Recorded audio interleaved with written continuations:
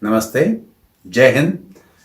Today I'm going to talk about how music influences our soldiers, how it inspires us, and also how music has played a great role in the life of creating new nations. And the example that I'm going to give you is of Bangladesh. It'll be interesting for you to know the connection that a soldier has to music.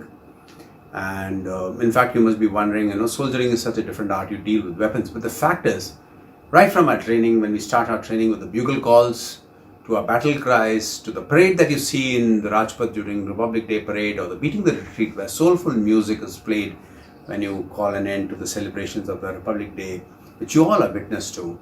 It's something that is part of our lives. Music actually has the ability to bypass all our senses and rouses us to do patriotic deeds and connects to us. If you look at it, it's the national anthem that is connecting all of us. It's not national symbols and everything.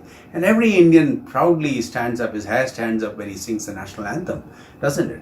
And that brings me to the story of Bangladesh when 1971, when East Pakistan was under Tika Khan, and the whole world was arrayed against India while 10 million refugees came into our country, and we were a poor country, and we were still never turned them back. And you compare the manner in which the West is today handling the refugee crisis from the Middle East. We never turned back those people. But the fact is, this exodus had been created by General Tika Khan and the policy of the Pakistanis after the cyclone of 1970, where people were dying. It was one of the most miserable cyclones. But what kept them together was that Rabindra Sangeet. And what Pakistanis wanted to have is to create a pan-Pakistani identity, not a Bengali identity. It's distinct from the Pakistan. And he banned all forms of music. Rabindra Sangeet was banned, Radio Dhaka played music. Ki Mera Sundar Sapna Beet Gaya was the theme song, which is sung by Geeta Dutt and S.D. Burman, both Bengalis themselves.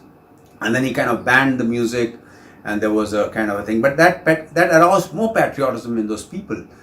And I want to tell you one very less known aspect of the war. While we all are proud of the fact that the Indian Army and the Mukti Bahini in Bangladesh fought valiantly for the battle for liberation of East Pakistan and creation of a state called Bangladesh for Bengali people, the fact is that music played a great role in the liberation. Nixon and Kissinger were in power in the West and the United States, and they had decided that their puppet, the dictator who was an important ally of the Americans, was important to be pleased, and they insisted that the world turn a blind eye to the atrocities being committed in East Pakistan. And the world turned a blind eye as America called the shots. And there was a consul general called Blood who sent a telegram called the Blood Telegram. He said that the atrocities being committed is unmatched in scale, probably matched only by what Hitler did to the Jews. But nonetheless, the world turned. And then that's when Ravi Shankar, who went to George Harrison, who was his pupil and disciple, and as a Beatles, Beatles was a great fan of India. They've been to India many times. And he said that Ravi Shankar came to me and he said that I want you to do something for my people. And that's when he created the first ever concert for humanitarian causes, was the concert for Bangladesh, which was played on 1st of August 1971 in Madison Square. The tickets were sold in half an hour. It had great stars like Bob Dylan, Ringo Starr, Ravi Shankar, Beatles, and all, Eric Clapton, name them.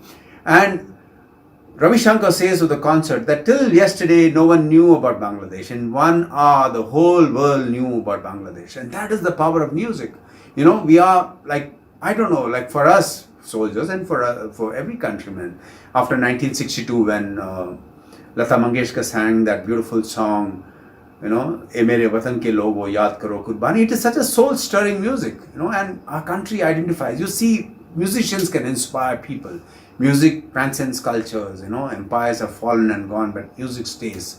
And that is something that is the power of music. And that's why, we need to understand that, there is a lot of power in our culture and our thing. And it is said that as the music, so the people.